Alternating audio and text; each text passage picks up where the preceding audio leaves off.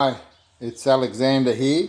Here's the hairdryer with a fresh battery fitted, and I'll just switch it on so you can see what goes on.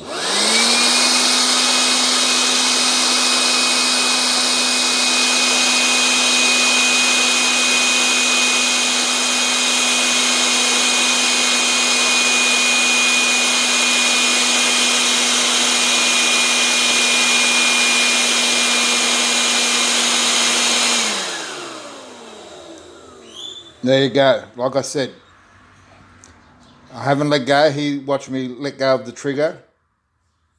Now I'll push it back on again.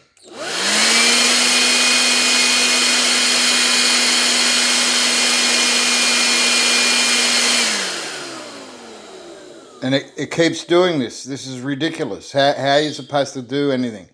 There's a problem either with the dryer. It can't be both batteries. I refuse to believe.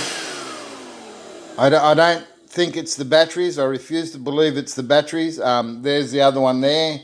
I can swap them out, but it's only going to do exactly the same thing. So you let me know what you're going to do to fix the problem.